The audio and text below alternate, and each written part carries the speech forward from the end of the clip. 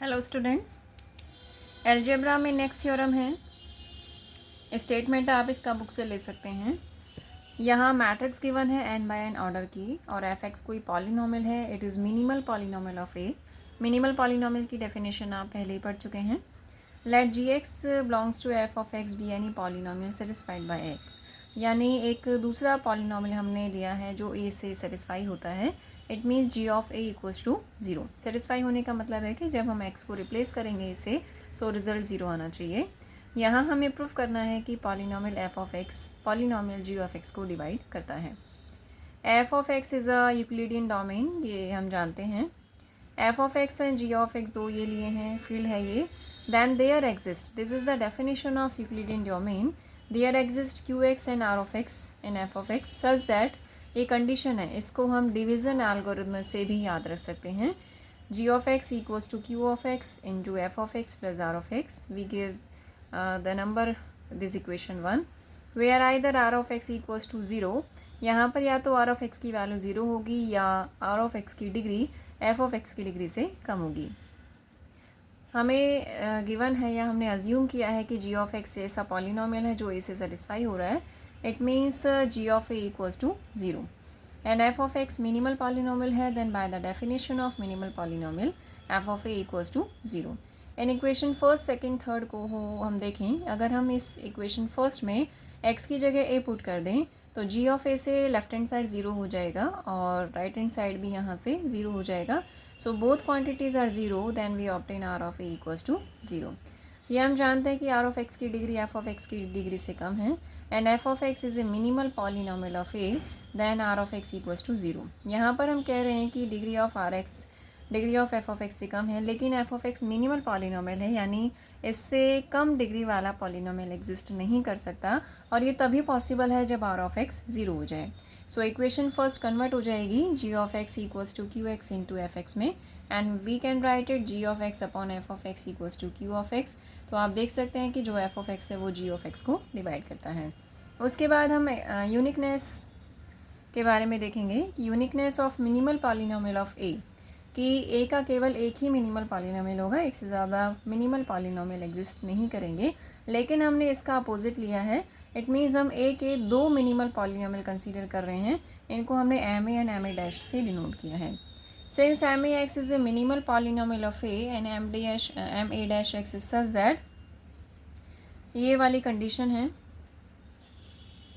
ये पॉलिनोमियल हमने माना है, तो इसका मतलब है कि M A x divides M A dash, जैसे हमने ऊपर ये फर्स्ट पार्ट में लिया है एफ ऑफ एक्स और जी ऑफ एक्स के लिए लिया है, तो सेम कंडीशन हमने यहाँ दो पॉलिनोमियल के लिए है कि M A x minimal polynomial है और एम ए डैश एक्स दूसरा पॉलिनोमियल है। यानी जैसे यहाँ पे f of x minimal polynomial है और जी ऑफ एक्स दूसरा मिनिमल पॉलिनोमियल है। So m A x divides M A dash x. इसका सेकंड पार्ट देखें, यानी m A dash x is minimal polynomial of A and M A x is such that m a equals to zero. It means M A dash divides M A, यानी एक बार यहाँ पर हमने M ए X को minimal polynomial माना है और सेकंड केस में एम ए डैश को हमने प्राइम को मिनिमल पॉलिनोमियल माना है। इसमें हम देखें डिवाइड कर रहा है तो M A X equals to alpha M A dash कह सकते हैं, या इन अदर वर्ड्स हम कहें कि जब एम ए को हम एम ए डैश से डिवाइड करेंगे तो हमें अल्फ़ा मिलेगा और अल्फ़ा को स्केलर है और अल्फ़ा ज़ीरो के इक्वल नहीं है, यानी नॉन ज़ीरो क्वांटिटी है।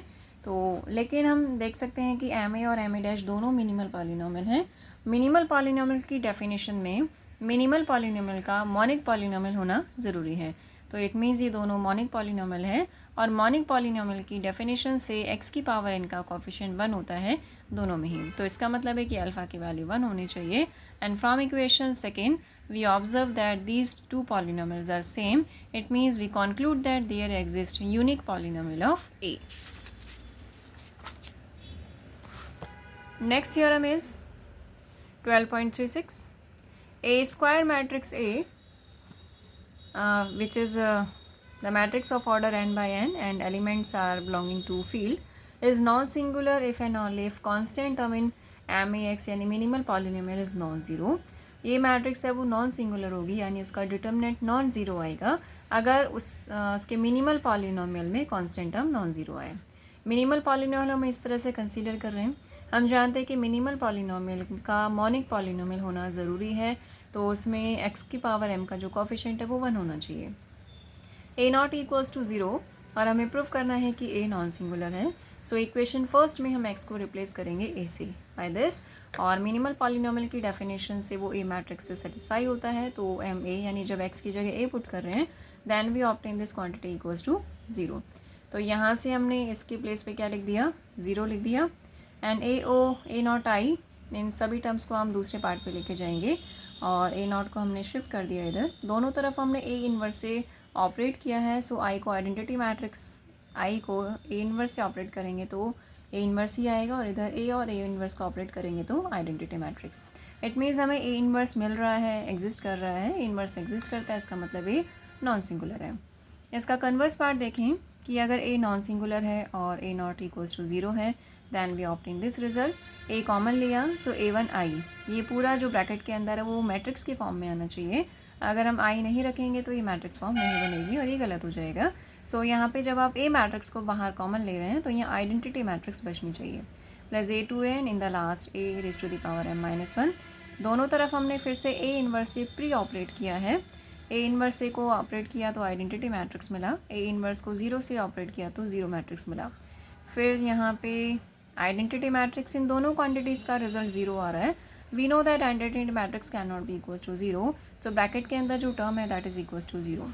तो यहाँ पर ए मैट्रिक्स है जो एक नॉन ट्रिवियल पॉलिनोमियल को सेटिस्फाई करता है, यानी इस पॉलिनोमियल में अगर हम एक्स को रिप्लेस कर देंगे ए से then we obtain this result, जिसकी डिग्री m से कम है। यहाँ पे डिग्री क्या है, m-1 है, क्योंकि x की पावर m-1 आ रही है, दैट इज़ मैक्सिमम हियर। सो ये कॉन्ट्राडिक्शन है क्योंकि हमने पॉलिनोमियल की डिग्री को m लिया है। सो जो कांस्टेंट टर्म है वो नॉन ज़ीरो ही आना चाहिए, क्योंकि हमने स्टार्टिंग पे यहाँ पे ए नॉट को 0 माना है और ये मिनिमल पॉलिनोमियल में कांस्टेंट टर्म है जिसका नॉन ज़ीरो होना ज़रूरी है। तो हमने ए नॉट को 0 माना यानी कांस्टेंट टर्म को 0 माना। सो यहाँ पे कॉन्ट्राडिक्शन आ गया, तो जी अजम्पशन है ये गलत हो जाएगा, यानी कांस्टेंट टर्म जिसे हम ए नॉट से डिनोट कर रहे हैं ये नॉन ज़ीरो आना चाहिए। It is the last theorem in this chapter,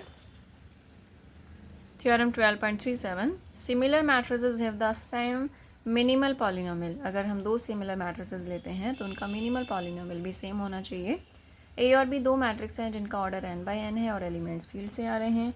दो सिमिलर मैट्रिसेस हैं, then by the definition of similar matrices there exist an invertible matrix P such that B equals to P A P inverse. हमें prove करना है कि A और B का minimal polynomial भी same होगा। मिनिमल पॉलिनोमियल हम कंसीडर करें ए मैट्रिक्स के लिए।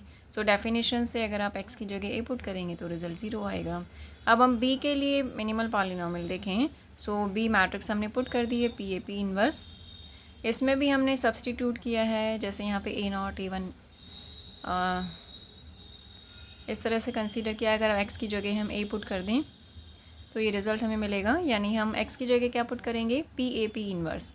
सो a not I plus A1 p A P inverse, A2 p A P inverse का power 2 and in the last power m। So p को यहाँ लिया, p इनवर्स को लास्ट में रखा, a को अंदर ले गए, A1 को कांस्टेंट है ये p A2 a square p inverse, इस तरह से सभी टर्म्स को हम लिख देंगे।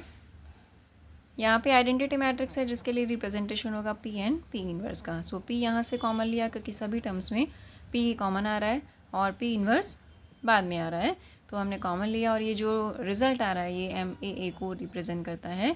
सो m-a-a क्या है, bye the definition of minimal polynomial ये 0 आ रहा है। सो m-a-b इक्वल्स टू 0। इसका मतलब है कि जो मैट्रिक्स b है वो भी पॉलिनोमियल को m-x पॉलिनोमियल को सेटिस्फाई करती है। So if m-bx is the minimal polynomial of p, अगर m-bx भी मिनिमल पॉलिनोमियल है तो प्रीवियस थ्योरम की हेल्प से हम कह सकते हैं कि m-bx m-a-x को डिवाइड करती है। ऑल्सो ये दोबारा हम कंडीशन लें m-b-b, यानी b की जगह फिर से हमने क्या लिया, पहले हमने यहाँ a मैट्रिक्स पे लिया था, अब हम ये b मैट्रिक्स पे ले रहे हैं और b के लिए लिया by the definition of similar matrices b can be written as p a p inverse. p को हमने बाहर लिखा, p इनवर्स भी बाहर आ गया। अब ये b मैट्रिक्स है, b मैट्रिक्स के लिए मिनिमल पॉलिनोमियल 0 हो जाएगा और इसमें हमने दोनों तरफ यहाँ पर p अप्लाई किया है p इनवर्स और सेम कंडीशन यहाँ पे, यानी p इन्वर्स से प्री ऑपरेट किया है और p से पोस्ट ऑपरेट किया है, तो यहाँ p इन्वर्स आ जाएगा, यहाँ p आ जाएगा। जब इसको p इन्वर्स के साथ ऑपरेट करेंगे तो आइडेंटिटी मैट्रिक्स, और इसको p से ऑपरेट करेंगे तो आइडेंटिटी मैट्रिक्स मिलेगा, यानी फाइनली हमें मिलेगा minimal polynomial for matrix A so M B की वैल्यू 0 आ जाएगी. So we obtain this result. तो यहाँ से एम एक्स मैट्रिक्स डिवाइड करती है एम बी एक्स को, और यानी दोनों मैट्रिक्स एक दूसरे को डिवाइड करती हैं. हम कह सकते हैं कि दो नंबर अगर एक दूसरे को डिवाइड कर सकते हैं वो तभी पॉसिबल है जब दोनों क्वांटिटीज़ इक्वल हों. तो हमें दोनों मैट्रिसेस के लिए, सिमिलर मैट्रिसेस के लिए जो यहाँ पर हमने ए और बी से डिनोट की हैं, उनका मिनिमल पॉलिनोमियल भी सेम होना चाहिए. यही रिक्वायर्ड रिजल्ट है. ये चैप्टर कंप्लीट होता है. नेक्स्ट वीडियो में हम नेक्स्ट चैप्टर जो इनर प्रोडक्ट है उससे रिलेटेड थ्योरम स्टडी करेंगे.